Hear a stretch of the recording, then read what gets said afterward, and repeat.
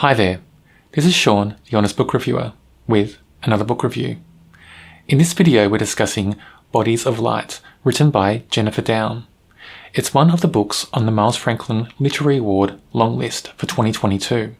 Here's the book. This is a very powerful book. It's also very dark.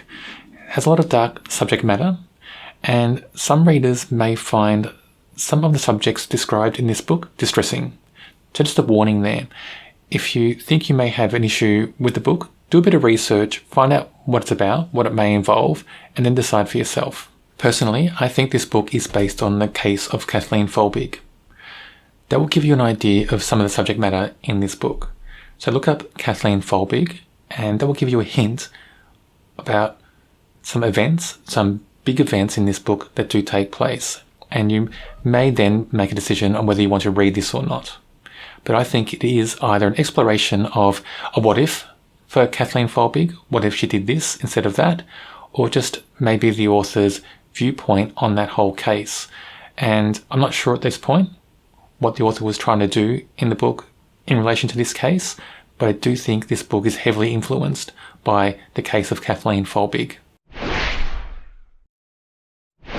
This book is all about Maggie, and it's written almost like a memoir. And it's from Maggie when she's about age 3. When she's that age, she's only got a father. Her mother is already dead. Her mother OD'd. Her father is an addict as well. So she hasn't got a very good life. Her father seems to care for her, love her a lot, but still her circumstances aren't the best for a child that age. Also, when she's around 3 or 4, she's molested by a friend of the family. And that's a big event, a big tragic event for this character, for Maggie, in this story. And it does shape her character in the future as well, as you'd expect it would. From around the age of 4, Maggie is put into the system, into the foster system. And she goes between living in group homes, in residential homes, with homes in families as well, in foster care, foster families. And in these different environments, there's a mixture of things that happen to Maggie. Some are good, but they seem to be very rare, very few and far between. And there's a lot of awful things that happen to Maggie during her childhood, from age 4 till when she's a teenager. And those big events, again, are tragic, they're dark, and they do shape Maggie's character in the future. They shape her reactions to things, they shape how she looks at the world, basically, how she looks at people as well. And you can just see the growth in the character, how these life events chisel away different parts of Maggie as she's growing, and also add bits as well to Maggie as she's growing. And you're going to see this character being formed by her circumstance and by those events that happen to her.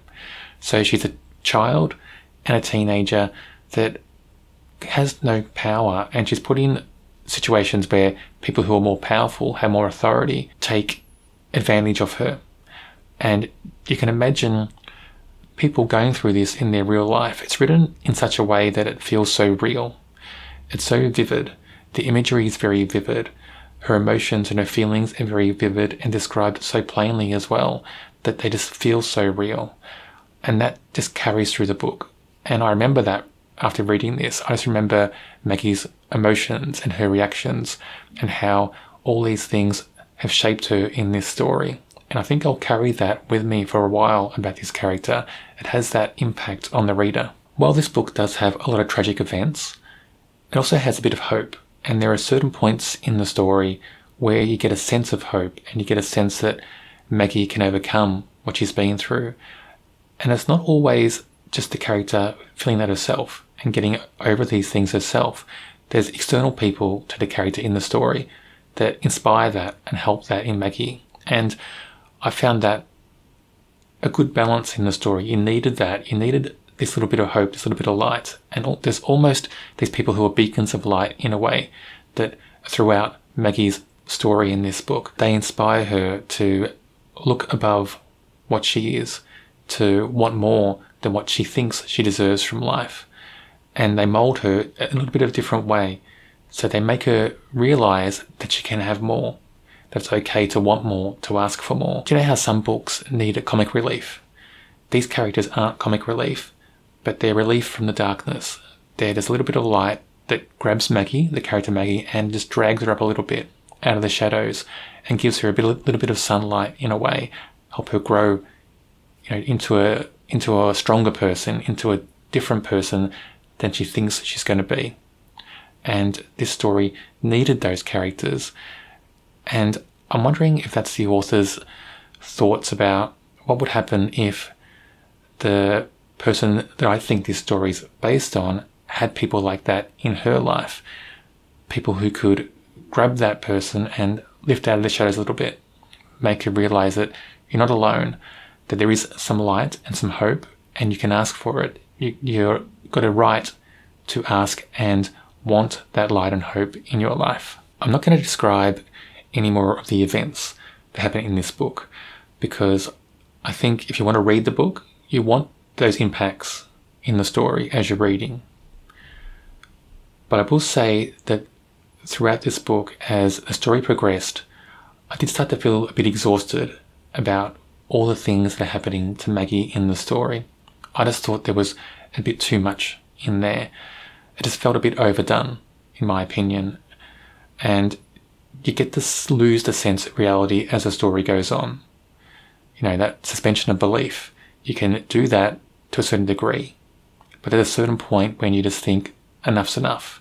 How much can you put in the story for one character to deal with? And I just lost that sense of reality as the story went on. And I was just exhausted, and it did make me lose a little bit of focus on the story, and it did colour my viewpoint on the story overall, because I just thought it was over-egged. I thought that it was just like getting a too sweet birthday cake, getting a birthday cake that has an inch of frosting all over it. Something that's someone gives you a too big a piece and you eat it and you feel a bit sick afterwards. That's what I felt with this story. I felt that there was just too much tragedy. Also, I thought that there were some moments where what the character didn't match who the character was at that point of time. So, as Maggie is growing, and I think in her early 20s at one point in the story, she's still a bit naive about a lot of things, and she executes this intricate plan, and I just thought that didn't really gel with who that character is at the point of time in the story.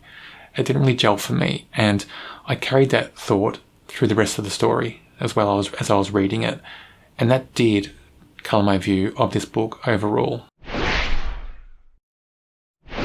This book is filled with characters, mainly Maggie, of course, but there are other characters in her life that make a big impact. I want to describe Maggie, and then I'll describe only one character from the story.